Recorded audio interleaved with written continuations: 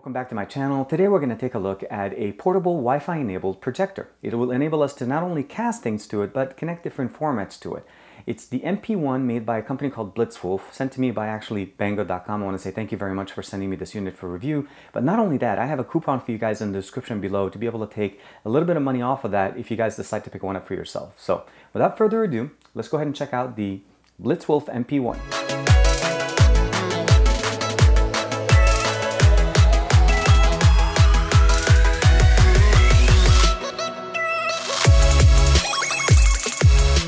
This is the box for the actual MP1. As you see, BW MP1, it's made by blitzwolf. I want to again say thank you for letting me review this unit. One of the main characteristics of this projector, it is Wi-Fi enabled. The small size, obviously, because it's a portable projector. You're able to go from 16 by 9 also to 4 by 3. You can adjust that within the settings. It's AC powered and does come with a US plug. And of course, we have the ability of interfacing, updating it. Actually, one of the first things that happened when I first plugged it in, it was downloading an update and installing it. It's compatible with Windows, Android, of course, and Apple as well. And of course, it's DLNA compliant, so we'll be able to use mirror casting to project to it. And if you want to download the application for it, you can definitely read the QR code there. Let's go ahead and open up the box. When we open up the box, we have a welcome card for if you're happy, if you're not, instruction manual, we'll put those on the side. We do have a remote control that helps us control the unit itself. Right out of the box, we have the directional pad, menu, input changing to be able to change from the different inputs. I'll show you guys with the hands-on. Play, pause, power, mute, volume up and down for controlling not only the volume on the unit itself from the headphone jack or the speaker, but if you're plugging it into another unit, this will also help you control that. And then, of course, functionality if you're looking at pictures. And it's powered by, I think, 2 AAA batteries, so you can use those. We have an auxiliary cable here that you're able to use. It plugs in on the side with the auxiliary port. I'll show you. And you're able to interface with regular, video, audio, right and left. So almost compatible with anything that you can put at it. Last but not least, we have, of course, the power cable. Let's go ahead and get rid of all the other stuff here, and we'll focus on the unit itself. We have controls on the top, back, a directional pad with the acknowledgement, back. We have the power menu, and then again back here. We have the 2 focus rings, one for adjusting the picture itself if it looks a little bit crooked. The other one is for zooming to be able to basically get it in focus, and I'll show you guys a little bit when we get there.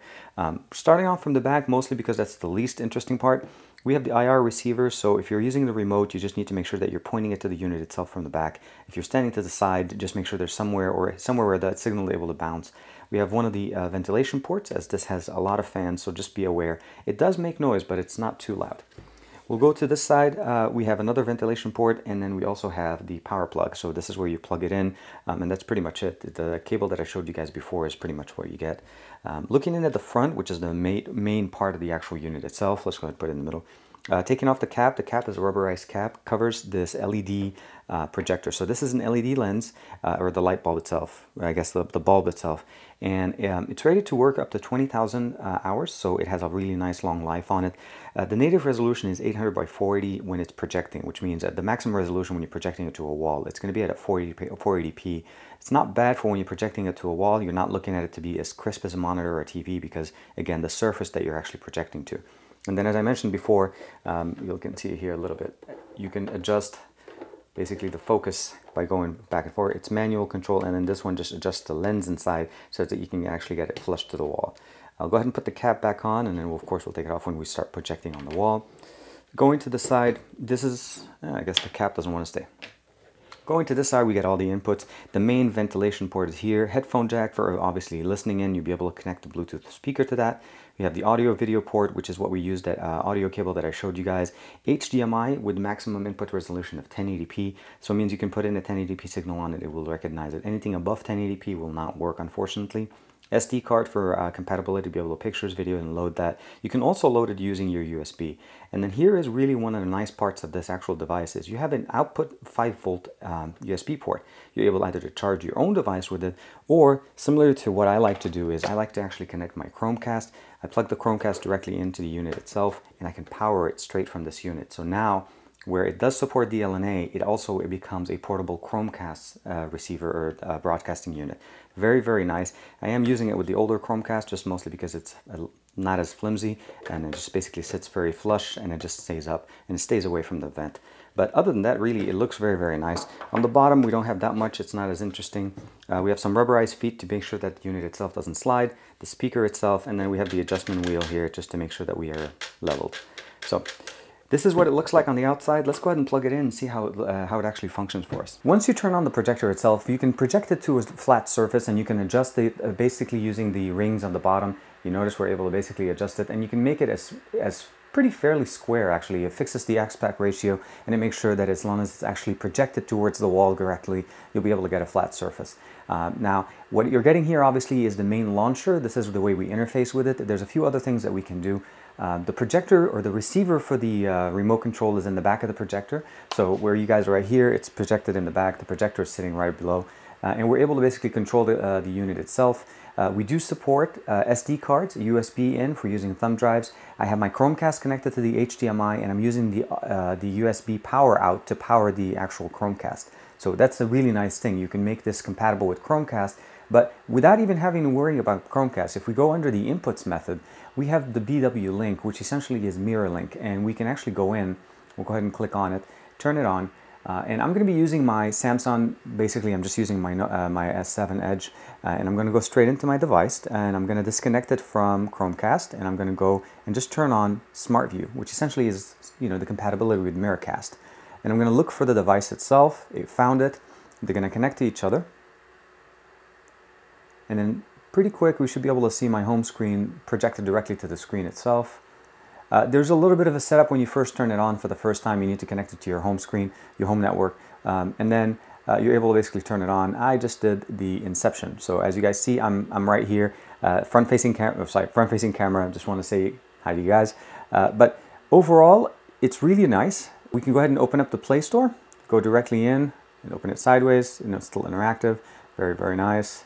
Definitely got to check out that movie.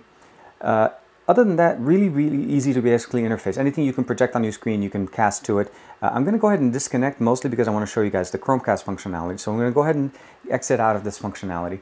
The other option, if we go under input, we'll go ahead and just turn on input. We have the ability of going obviously to RGB. So if you have a VGA cable, you can connect to this SD card, load data to it directly.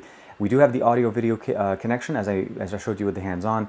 You have the ability of connecting it using the plug, and then just interfacing with it with the, you know, the yellow for video, and then the right and left channel.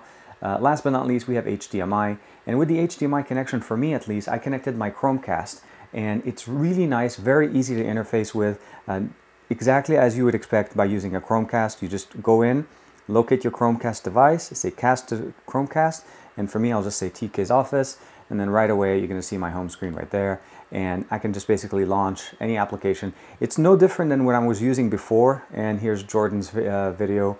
Yeah, that's Jordan's last video on XDA. Again, we can go sideways, and then here we can open up different things. We can start up the video and then just spread it out. Friday, March 25th, 2016, and let's talk about what happened this week over at xdadevelopers.com. Very easy, very simple. Interface is really, really cool. Now, overall, as far as the sound quality when you're watching movies on this, you have to be aware of two things. So what I did here is, let's unlock the device, is I was playing a video straight off of YouTube. The audio was coming out using the headphone jack into my Bluetooth speaker.